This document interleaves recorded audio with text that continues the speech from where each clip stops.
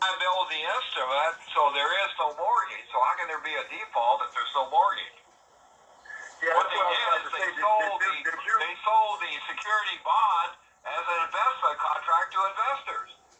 And they never transferred the instruments to the REMIC because they never qualified the REMIC as a real estate investment trust, number one, and they never filed a statement to treat the property as foreclosure property, that's number two. And they didn't transfer the loan documents within 4975 within the first 90 days of the safe harbor provisions of 4975. So you have three prohibited transactions, which carry a $50,000 fine for each violation.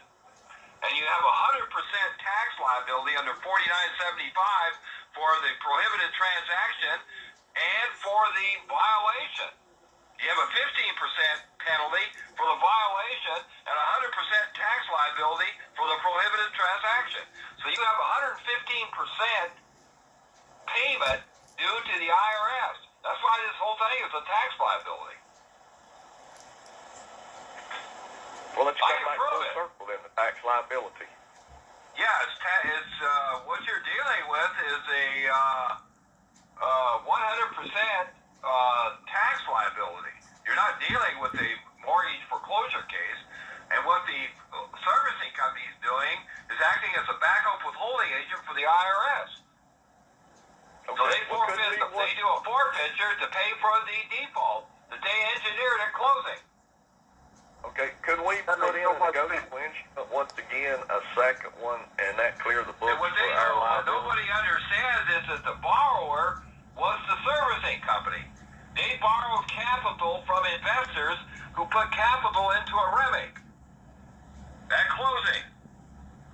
Well, so they're using your property as the collateral for the loan that they borrowed from the investors. So the investment contract is the pooling and servicing agreement that was signed by the servicing company. They can't hold you liable on a contract that's not memorialized or subscribed to by the person being charged. Where does the homeowner sign a pooling and servicing agreement agreeing to make payments to the servicing, to the investors as an investment contract? And where did they get the authority to make money off of a mortgage loan in violation of 1639B of Title 12? That's a violation. You can't make money off a mortgage loan. They're making money off of an investment contract, not a mortgage loan. That makes so much sense, Gene. You're saying that the promissory note is actually a check. They can't simply endorse it to the order. So they're not treating it as a liability instrument. Well, read 3-104D. 3-104D says that if it's a liability, a promise to pay is a liability instrument, an order to pay is a draft. The person entitled to enforce it can treat it as either. So once they treat it, okay, let me ask you a question. I make out a check to you. Pay to the order of. And I give you that check. That check is a liability instrument until you endorse it for payment. If you take my check, turn it over and endorse it for payment and deposit it in a demand deposit account, you've been paid.